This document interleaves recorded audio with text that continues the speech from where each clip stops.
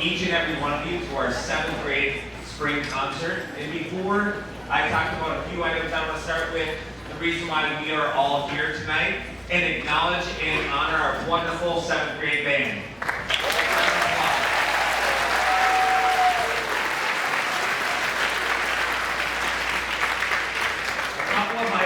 For the PAC, if you could refrain from any food or beverage, I would really appreciate it. And we encourage you to take photos, but if you could also refrain from taking any videos as it impacts the viewing experience for those around you. And without any further ado, we are missing one critical piece that needs to be on stage for us to get started. So join me in a big round of applause for the director, Mr. Stephen Cole.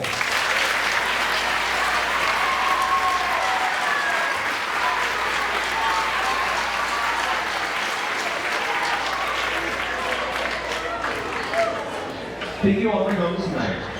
So, big crowd here. We're really excited to have you guys here tonight and hear our performance. These 7th graders have worked hard on what turned out to be some pretty challenging music for them. We've risen to the occasion and accomplished a lot for the music tonight that you're about to hear.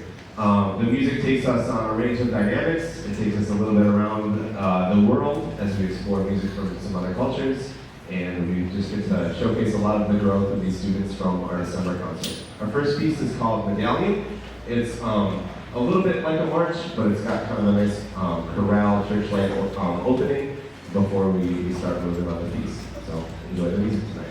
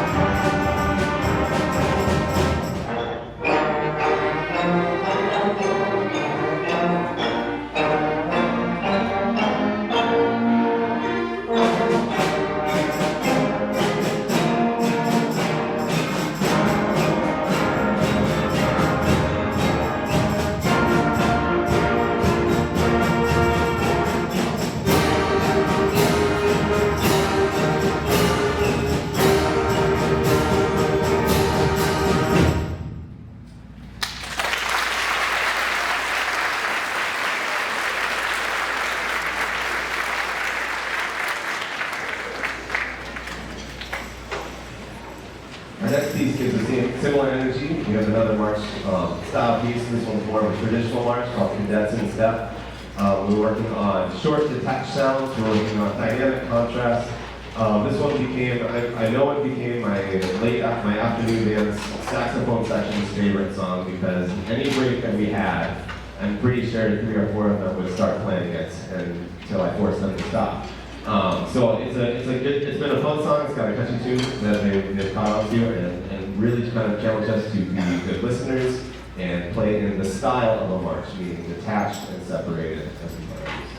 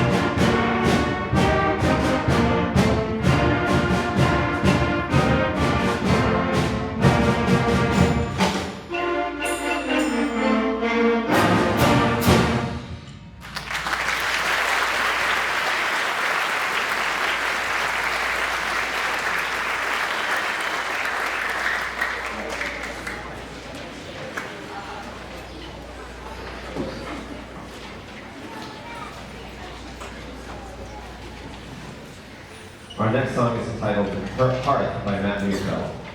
He writes about this piece. Just before last Christmas, December 2023, my family moved into a new house. This new house had an amazing feature, a gas fireplace in the living room. During the holiday break, my family spent a lot of time in our new living room, sitting around the fire, reading, talking, or just being together. I was moved by how the fireplace brought us together, how it created a sense of warmth, both literal and metaphorical, in our home, and how it served as a point of connection for creating family members. Hearth is meant to evoke those feelings of sitting around the fire, safe, warm, and loved, with the people you care most about. This song got us to play softer, it's pretty music is how I usually describe it. So we get to play not just loud and fast, we get to play soft with dynamic contrast, or we just got softer than you do. With dynamic contrast and kind of listening for the melody. So that's kind of been the challenge and the way that this piece has caused us to grow.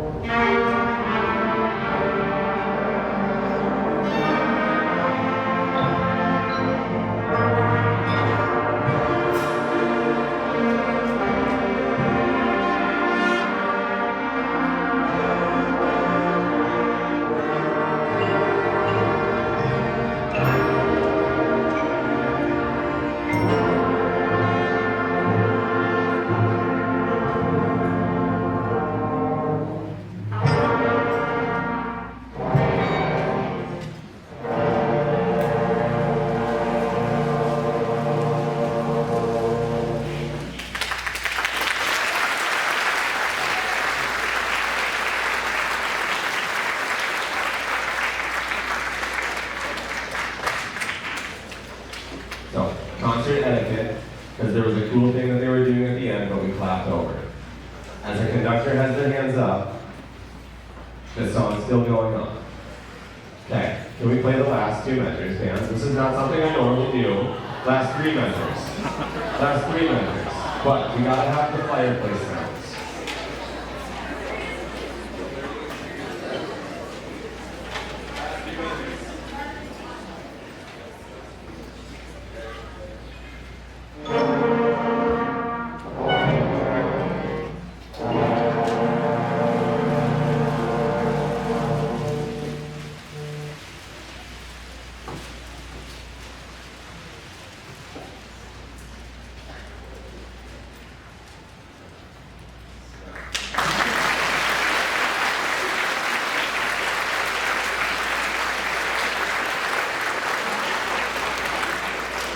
Sometimes composers sneak those little moments in there to create the sound of a fireplace. Gotta crinkle paper bags. The clapping is much louder than paper bags. Our next song takes us across the ocean to the island of Scotland with a Scottish folk tune. I had originally planned a Japanese folk tune or a Japanese tune for this group, but then I got the music and I realized it was a better challenge for 8th grade than for these guys, and so I found this song online, and I liked this song because it reminded me of a folk tune that my girls were learning last year, a folk tune called Aiken Drum. And I think the writer of the song must have been hungry at the time because it talks about the man on the moon and his like hair was made of cream cheese. Girls, Elsie and Sonia, can you help me out? Can you tell us what all of the things that the guy was made of? They're like hiding now. So anyway, you got a loud voice. You got one? No? She's being shy. But like, so it's kind of a silly song, you know, and he played upon a ladle and he played upon the table, and so I think the guy was just hungry when he wrote it. But this has been a fun tune. It features the flute section at the end, and we got just kind of a good balance around the room. You might even hear some bagpipes at some point.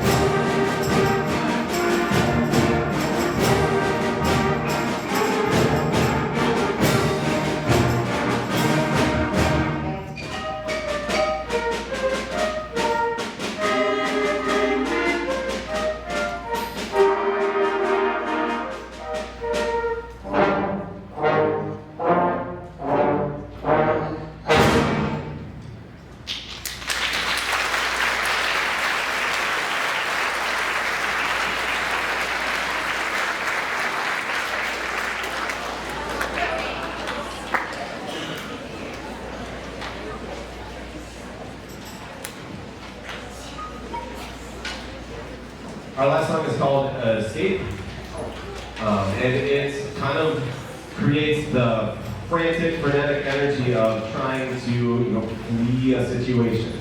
You're going to hear kind of a constant or a consistent 8-note pulse, even as we have some like more open, longer like melody notes being played. Our job is to listen for the half notes, so that's kind of what we want to do tonight. Listen for the longer notes.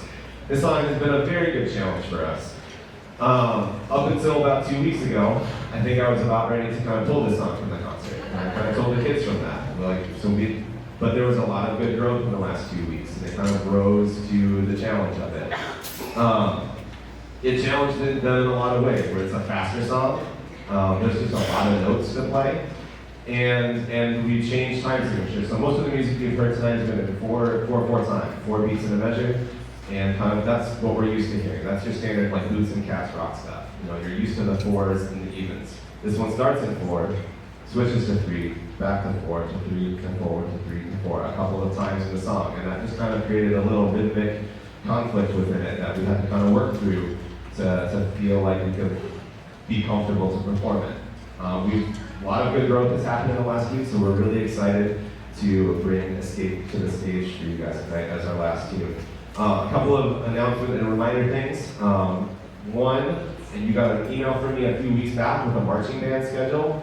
If you're looking for an awesome activity for your kids to be involved in the summers, where they're around a bunch of high school kids who are committed to playing their instruments really well and who are really some of the top kids in the school academically and otherwise, marching band is a great activity to be involved in. Those kids put in about 100 hours of work over the summer, like productive playing on their instruments. We'll perform 12 parades between the end of the school year and like the middle of July. And then we pick it up in the fall as the football band for home football games and provide pep opportunities with a couple of cool opportunities to go to a Gopher game and the state fair in the fall and perform at both of those events as well.